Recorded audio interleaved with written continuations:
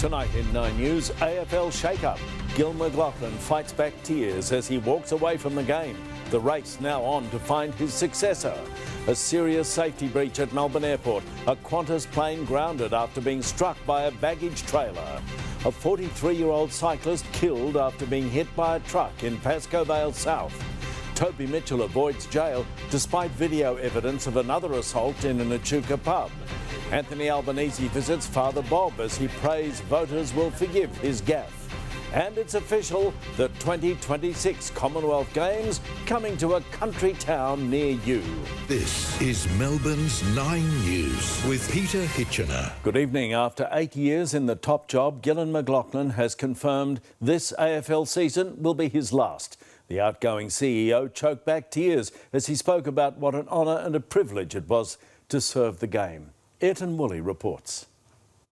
In recent years, Gillon McLachlan has stared down some of the biggest challenges the game has ever faced. Today, the challenge was fighting back tears. It's an honour and a privilege to serve this game.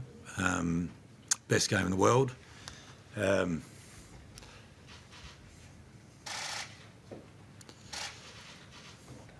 That's why everyone loves it so much. Front and centre were his biggest supporters, wife Laura and his 4 children. Laura is a peerless mother and partner, and my last call for review on almost every issue. Normally so measured, McLachlan, for once, let it all out. The responsibility's never been lost on me, and I feel good that the game's in better shape now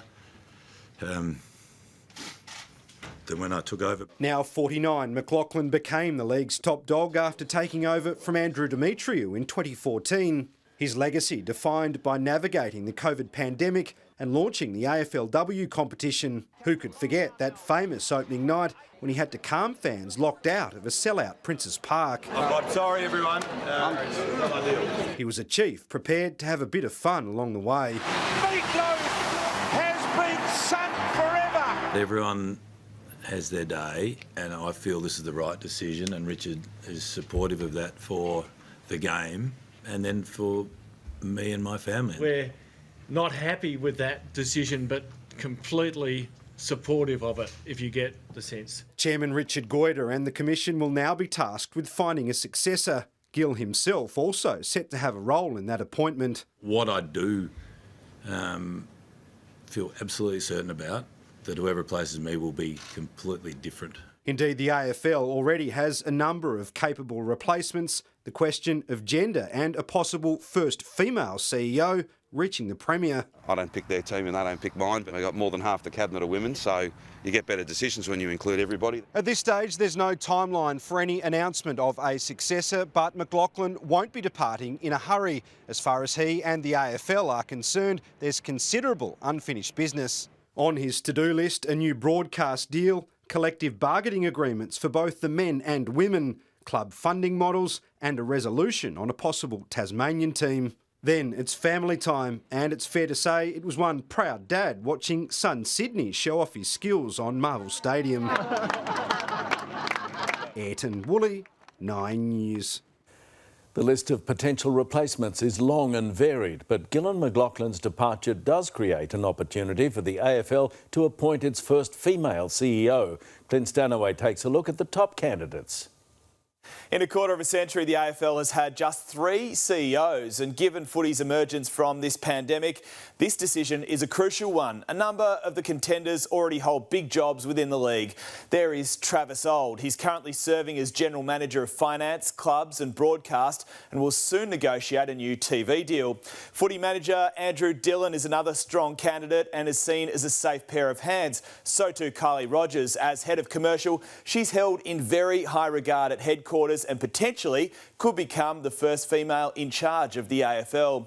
Christine Holgate, the former CEO of Australia Post, will also be considered, but the early favourite comes from Clubland. It's Richmond boss Benny Gale. He's interviewed for Gillon McLachlan's job 8 years ago and we're told only just missed out, while the current CEO of the Melbourne Cricket Club, Stuart Fox, has plenty of fans both at the AFL and among the clubs. The process gets underway shortly, with the AFL expected to cast their net wide.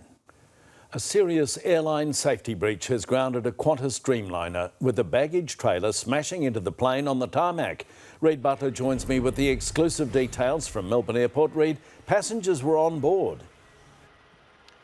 Yes, Pete, they had to disembark and board another plane. The damaged Dreamliner is tonight in for repairs behind me. It can't fly and it has been removed from the fleet indefinitely. Qantas is investigating exactly what happened, but Nine News has been told by multiple insiders this frightening accident came about as a result of staff shortages and staff exhaustion. A brand new Qantas Dreamliner out of action after a baggage trailer came loose on the tarmac and slammed into the 787's engine. Close to 200 passengers on board. The incident happened on Saturday, the busiest weekend at Melbourne Airport since the pandemic started. Despite the huge rush, the Transport Workers Union says there wasn't enough baggage workers to meet demand. It's not ideal. We've got a Premier aircraft now that's been grounded. And, you know, we've got a pretty serious OH&S risk that the workers have been exposed to, as well as the passengers. Qantas axed 2,000 ground staff last year, outsourcing baggage handling to a company called Swissport. They made a decision to make their existing and their experienced staff unemployed and outsourced to casualised and inexperienced labour. And these are the effects that you're going to get. Qantas disagrees, telling Nine News in a statement, "We reject the union's claims about the safety record of these ground handlers or that this is due to outsourcing." The TWU didn't have the same level of concern about ground handling aircraft damage incidents before this work was outsourced. No one was hurt when the wayward baggage trailer hit the Dreamliner, and Qantas claims the accident did little to contribute to delays. The airlines consistently pointed the finger at inexperienced travellers. I think it's a bit rich for the Qantas CEO to come out and blame the passengers for not being match fit. Again, this is on Qantas. The union says this story from Nine News lays bare the potential danger of staff shortages and caps off an exhausting few days for the travel sector. I'm just super tired and over it. Instead of 6 hours, it's turned into a 12-hour thing. Flights missed, overbooked, cancelled, delayed. The nightmare at Tullamarine marring what should have been a magical weekend in Melbourne for tourists. Many today still stranded and out of pocket. Look, not happy. I mean, we're all meant to be home by now, working, but unfortunately, got to stay here. But if you're asking me, would we rather not see that? Of course we'd rather not see that. The airlines are desperately hoping more staff will be available by Thursday ahead of the Easter long weekend travel rush. This comes after the Victorian government clarified that critical air transport workers are actually exempt from COVID close contact isolation orders. As for when the damaged Dreamliner will rejoin the Qantas fleet, that isn't clear. Reid Butler, 9 News. A cyclist has died after being hit by a tow truck at Pascoe Vale South. Mimi Becker's at the scene. Mimi, how did this happen? Pete, we understand the 43-year-old man from Brunswick West was riding his bike here along Melville Road when he was hit and killed by that tow truck at the Brearley Parade intersection. That was at 1:30 this afternoon, and since then this road has been closed. Members of the Major Crash Investigation Unit remain here on scene looking into this incident tonight. We understand the driver of the tow truck did stop here at the scene, and he is at a police station assisting with their inquiries. He will have to undergo routine drug and alcohol testing as part of their investigation as well. Here at Pascoe Vale South, the Route 58 tram is currently stopped with the road still closed, and it's expected to take some hours for investigators to clear this crash scene. But it truly is a tragic ending for that 43-year-old man who was out enjoying a lunchtime bike ride when it went so horribly wrong. Pete? Mimi Becker reporting. Exbikey boss Toby Mitchell has had his jail sentence thrown out after winning his appeal for slapping a man at an Echuca pub. The attack was his 6th assault on record, but the judge ruled Mitchell didn't deserve to be locked up. Court reporter Eliza Rugg. Toby Mitchell put himself between his girlfriend and a drunk patron at an Echuca pub. The war of words escalated when Mitchell hit the man in the face twice. He's adamant he only slapped the punter and didn't punch him. Either way, today a judge ruled the assault wasn't serious enough to earn Mitchell a stint behind bars. Mr Mitchell lost his temper and struck out at a person who had, in all probability, become a nuisance and was behaving in a provocative manner. Mitchell's 2-month jail term was overturned on appeal and replaced with a 1-year community corrections order with a $2,500 fine. Mitchell was on a good behaviour bond in November last year with 5 prior assaults on his record. His lawyers argued the Exbikey boss shouldn't be punished for his past. The 47-year-old has now left the Mongols. He's got PTSD and is missing a kidney after being shot twice. Mitchell also complained his bail conditions were too strict. He was banned from the Australian Open because it was a licensed venue. Toby Mitchell's friends provided character references, describing him as generous to those less fortunate.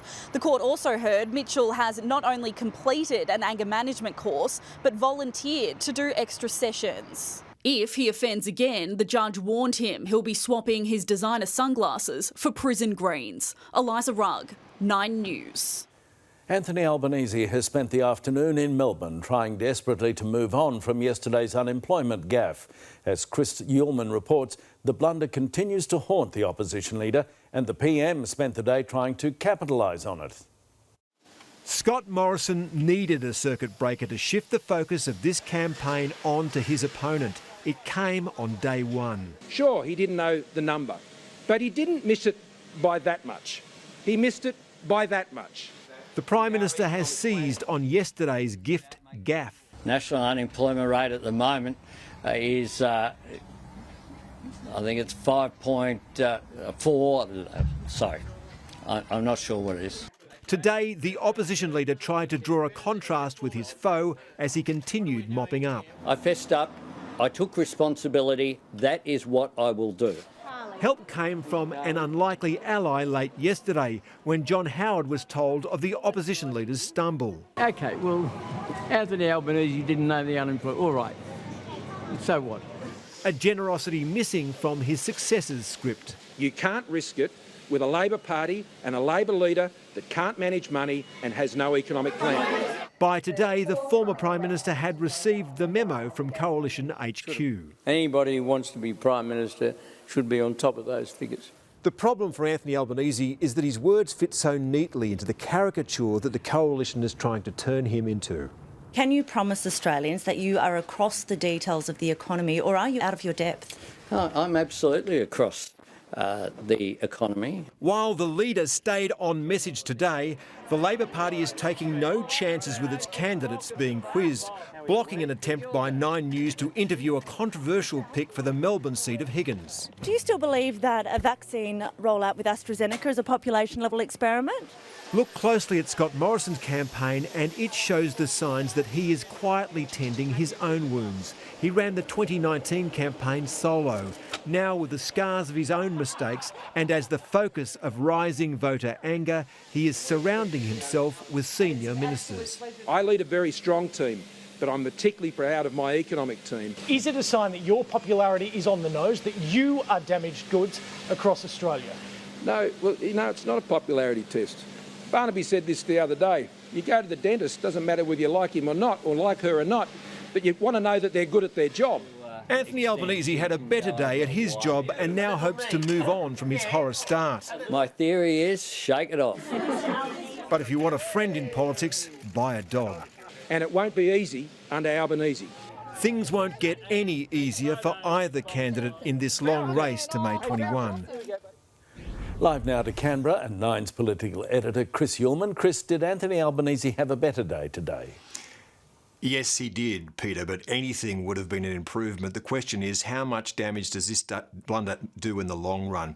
And the answer depends on what kind of campaign this is. If it's what Labor believes, a referendum on Scott Morrison, then voters have made up their minds and are just waiting for May 21 with baseball bats in hand, and Anthony Albanese's bad day will quickly pass. But if it's the contest the Coalition believes it is, if voters are weighing a shop-soiled but well-known Prime Minister against an unknown contender who may be a risk, then yesterday yesterday is a stain on the Labor campaign that will linger because, Peter, the coalition believes it can win a devil-you-know contest. Chris Hillman, thank you, reporting from Canberra there. Well, Fiona Willan's with the opposition leader in the city tonight. Fiona, where next for Anthony Albanese? Well, Pete, the opposition leader touched down in Melbourne late this afternoon and he'll be hoping that he left that embarrassing blunder behind him. He is now in what should be relatively friendly territory. Labor holds a lot of seats in Victoria, 21 of the 38, while the coalition holds just 15. Something that might complicate the race here, though, is the fact that Victorians suffered more than any other Australians during COVID. So there's a lot of anger towards the state and federal governments. And Anthony Albanese will just be hoping that any anger towards the state Labor Premier won't flow through to him. While he's here, it's expected he will spend time in the state's toughest battleground, and that is the ultra-marginal seat of Chisholm. Meantime, the Prime Minister remains in Sydney tonight, an early sign of just how important that city is to his electoral chances. Peter? Fiona Willan reporting. Thanks, Fiona. Mariupol was already enduring hell, but chilling reports are emerging from Ukraine that Russia could have used chemical weapons on the besieged city. There are fears the brutality will only increase as Vladimir Putin's forces regroup for a fresh onslaught in eastern Ukraine. Europe correspondent Brett McLeod. Cluster bombs dropped into traffic, erupting metres from civilians in Kharkiv. The munitions outlawed more than a decade ago due to the indiscriminate nature of their destruction. Close by, authorities clear prohibited landmines left scattered throughout the suburbs. More troubling still, reports of a chemical attack in Mariupol after Kremlin-backed media called for troops to smoke out the city. Western powers are now investigating. There are extremely concerning reports out of Ukraine this morning. If they are confirmed, that will be a further wholesale breach of international law. And the Ukrainian leader is urging the world to take the threat seriously, denouncing Russia's use of banned weapons as war crimes, intended to kill or maim as many people as possible. As more evidence of executions of civilians is gathered, there are increasing reports of other atrocities. We are increasingly hearing of rape and sexual violence, with the large presence of conscripts and mercenaries, and the brutality displayed against Ukrainian civilians has raised all red flags. Austria's Chancellor Karl Nehammer met Vladimir Putin in Moscow for what he called direct and tough talks. He says he told Putin his attitude towards war is in no way even remotely shared in the West. But his takeaway from the meeting, I generally have no optimistic impression that I can report to you. Optimism was in short supply too at the Pentagon, issuing a blunt assessment as Russian forces gather in the east. We're probably turning another page in the same book of Russian brutality. But the Ukrainian defensive persists. New footage claimed to be of its Special Forces Azov unit destroying Russian tanks in Mariupol, and a convoy blown up one by one in Donbass. In London, Brett McLeod, 9 News. The worst secret in Commonwealth Games history has been confirmed. Victoria will host the 2026 event with every sport set to be played in the regions. State political reporter Mark Santomartino. Plotting bigger stadiums It will have to be bigger. for the biggest event in regional Victoria's history. The 2026 Commonwealth Games has been awarded to Victoria. Well done. 20 years after the flying tram descended into the MCG, the Games will return to Melbourne, but not the sports. The opening ceremony will be in Melbourne, and the rest of the program, all the events, will be conducted in regional Victoria. Sports will be split across 4 regional hubs. The swimming will be Geelong's big ticket item, but the city will also host the beach volleyball, gymnastics, hockey, table tennis and triathlon. Ballarat gets athletics and boxing. Netball, lawn bowls, weightlifting and squash will be played in Bendigo, where cyclists will finish a run that starts in Gippsland, which will also host the rugby sevens and share in the T20 cricket games split across the state. We will will be through the course of 2022, looking to add additional sports, additional disciplines, which may well involve additional locations as well. It's not just about Geelong, Ballarat and Bendigo. It should be about places like Hamilton, Horsham, Wangaratta, Echuca. 1994 gold medalist Steve Monaghetti wants the marathon in his hometown, Ballarat. The track around Lake Wendouree would be pretty nice, so I would think this is a great opportunity to showcase Victoria. The Premier let slip that Mars Stadium here in Ballarat would be one of many upgraded across the state for the Games, but he wouldn't say just how big or how expensive its expansion will be. I'll leave it to the architects to determine exactly what it will look like, but it will be bigger, it will be better. Costs will be fleshed out in next month's budget. Despite the distance between events, benefits are expected to top $3 billion after the Gold Coast success. They eclipse that by hundreds and hundreds and hundreds of millions of dollars, so we're very, very confident. I don't think we have a build it and they will come attitude. We all have to be working to make this the best Games ever, and that's what we do in Victoria. Mark Santo-Martino, 9 News. Next in 9 News, a teenager stabbed to death during a horrifying brawl at Sydney's Royal Easter Show. Plus, a female driver in hospital after a head-on crash with a police car. And Elon Musk among famous faces to appear in Johnny Depp's latest court fight.